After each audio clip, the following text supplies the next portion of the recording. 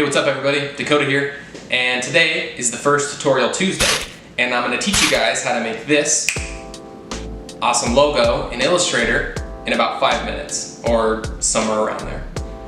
The main thing that I'm going to focus on in this logo is not the piece in the middle, because I can dive into how to make more logo mark type of things in future videos. Something that I realize a lot of people don't understand is how to do the type around the outside in a circular pattern, and specifically not only how to do the upper one, which goes the way that you would imagine clockwise, but then on the bottom you need it to be flipped around twice so you can see like established, and then the year is often on the bottom of a badge logo.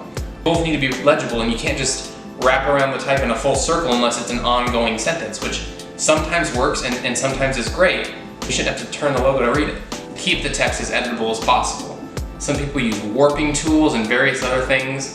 If you remember the Microsoft Word art, where it would have the type like that, you know, and it would be blue and have bubbles on it, or some ugly, horrific thing that some designer in the 90s or 80s thought that was a good idea. So we're not doing that. We're gonna do this the right way. We're gonna do it in Illustrator. We're gonna keep it editable, so in the future you can go back and make revisions to it, and it's super simple. So without further ado, let's hop into this thing, and I'm gonna teach you guys how to do it. Ready?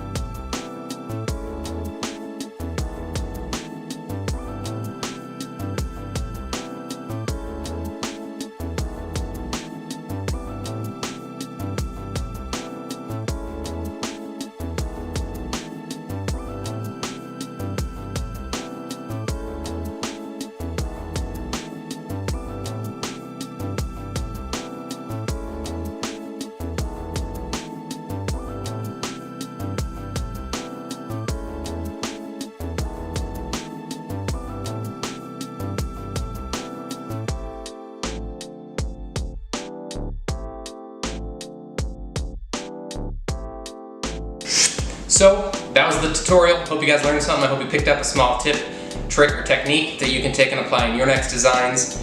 If you learned something, give me a like, hit that subscribe button, hit the little notifications bell so you get a notification the next time I post a video, especially if you want to learn about future design techniques, tips, and tricks for Photoshop, Illustrator, InDesign, After Effects, Sketch, and various other programs that I may cover.